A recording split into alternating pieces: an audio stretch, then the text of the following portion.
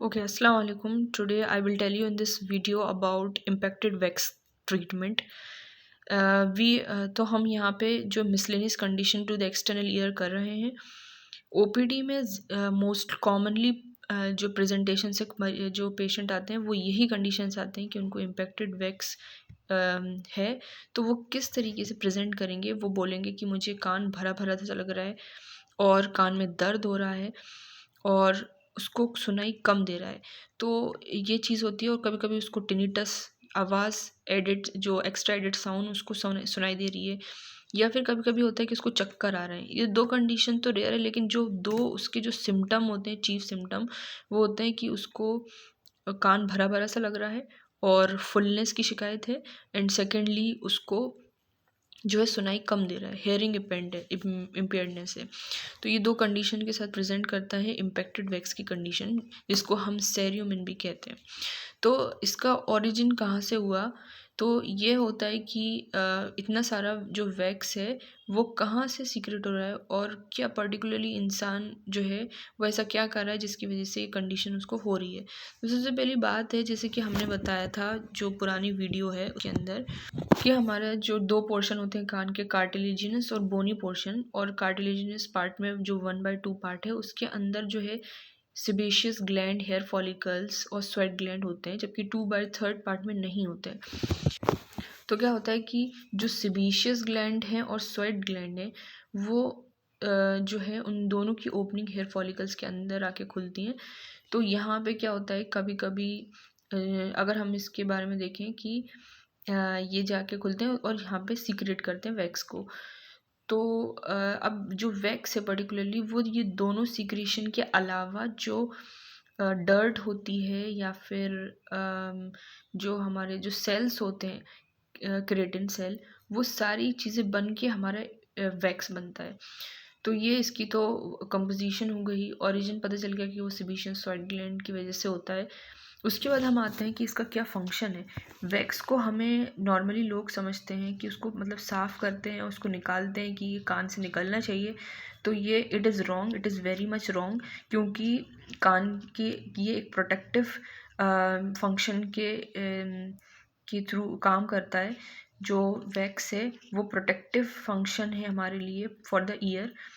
तो क्योंकि कोई भी फॉरेन बॉडी अगर हमारे कान में एंटर होती है तो जो जो वैक्स है उसको ट्रैप कर लेता है। और सेकेंडली बहुत इंपॉर्टेंट बात है, बहुत सारे लोग की शिकायत होती है कि वो उनको ज़्यादा इचिंग होती है कान में बहुत ज़्यादा, जो है इस पार्ट में जो एक्सटर्नल एकॉस्टिक मियटस इस पार्ट में क्या है वो ज़्यादातर चाबी से आप देखेंगे या फिर पेन की मदद से या फिर कोई भी ईयरबड बार बार कान में डालते हैं और बार बार उसको उनको जो है क्योंकि ड्राई उनका पैसेज इतना ड्राई हो जाता है उसकी वजह से वो बार बार क्या है किसी भी इंस्ट्रूमेंट या किसी भी चीज़ से बार बार खुजाते हैं कान को। तो ये इसी की वजह से होता है कि उनके जो कान है वो ड्राई हो गया है, उसकी वजह से उनको ऐसा होता है। तो ये बहुत इम्पॉर्टेंट है कि कान के अंदर मॉइस्चर होना बहुत ज़्यादा इम्पॉर्टेंट है। दूसरी बात, बॉडी कोई फॉरेन बॉडी है तो उसको ट्रैप कर लेता है, और ये प्रोटेक्टिव मैकेनिज्म है हमारे कान का। ये एक बहुत ज़्यादा अनमोल चीज़ है, बहुत ज़्यादा प्रेशियस है for the year, and that is wax. जो वैक्स है वो बहुत ज़्यादा इम्पॉर्टेंट है। तो कुछ लोग क्या करते हैं कि इसको निकालने की कोशिश करते हैं, which is very much wrong. तो ये चीज़ होती है। तो ऐसा क्यों होता है कि ये जो वैक्स है वो ज़्यादा ही हमारे कान को अब नुकसान दे रहा है, ज़्यादा वैक्स। तो ऐसा इसलिए होता है कि कभी कभी हेरिडिटरी किसी का कान का जो पैसेज होता है वो नैरो होता है, स्टीनोसिस होती है कभी कभी। कुछ लोग क्या करते हैं, मोस्ट कॉमनली कुछ लोग को ज़्यादातर ईयरबड बड है ना वो कान में डालते हैं और वैक्स को बाहर निकालते हैं, जबकि क्या होता है वो बाहर नहीं निकाल रहे होते हैं, जबकि ये कर रहे होते हैं कि जो एयर वैक्स है वो और पीछे की तरफ पुश कर रहे होते हैं। तो जो टिम्पेनिक मेम्ब्रेन होती है वो यहाँ पे मान लीजिए, तो क्या होता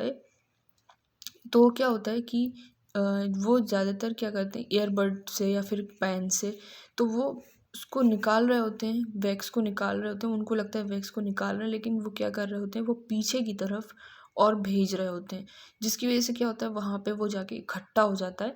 और फिर उसके बाद उनको सुनने में तकलीफ़, उनको भरा भरा सा लगना, चक्कर आना और दर्द होना, ये सारी कंप्लेन के साथ वो प्रेजेंट करते हैं।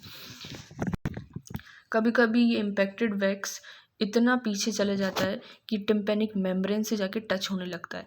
तो जब टच होता है तो यहाँ पे क्या होता है, एक ब्रांच होती है which is auricle branch of vagus, जो कि जब हमारा ये वैक्स है वो जाके इसमें टच होता है तो क्या होता है कि उसको कफ रिफ्लेक्स के फॉर्म में प्रेजेंट करता है, इसको बार बार खांसी होती है।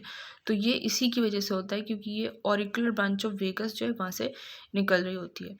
अच्छा, एक ये भी बात होती है कि जो जो स्विमर्स होते हैं, स्विमिंग कर रहे होते हैं, और अगर उनके उनके कान में इम्पैक्टेड वैक्स से बहुत ज़्यादा बार बार वो लोग कुछ ना कुछ कर रहे होते हैं कि अपने कान में कुछ डाल रहे होते हैं या फिर कोई भी कंडीशन की वजह से वो वैक्स है, और वो क्या होता है जब स्विमिंग करते हैं तो पानी उनके कान में चला जाता है और वो स्वेल हो जाता है, फूल जाता है, जिसकी वजह से वो ग्रेन्युलोमा के फॉर्म में भी बन जाता है। तो एक कंडीशन हमने देख ली कि हेरिडिटी कंडीशन है, एयरबड जो है बार बार कान में डाल रहे हैं, इसकी वजह से वैक्स को पीछे की तरफ हम और ज़्यादा पुश कर रहे हैं। दूसरी कंडीशन थी जो एक्सटर्नल एकॉस्टिक जो कैनाल है उसके अंदर स्टीनोसिस है वो ज़्यादा ही नैरो है, उसकी वजह से ऐसा होता है। दूसरी बात है कि उसको कोई इन्फेक्शन हुआ था जिसकी वजह से ऐसा ऐसा चीज़ हुई हो। दूसरी बात ये है कि उसके अंदर फॉरेन बॉडी गई हो, वो तो निकाल ली हो, लेकिन जो जो वैक्स था वो भी था जो नहीं निकल पाया, तो जिसकी वजह से वो वहीं पर रह गया। तो ये सारी कंडीशन से फैक्टर्स हैं कि वैक्स क्यों वहाँ चला गया। तो मोस्ट कॉमनली मैंने बताया कि ईयरबड डालना, कान में ईयरबड डालना, चाबी डालना, बार बार उसको करना, जिस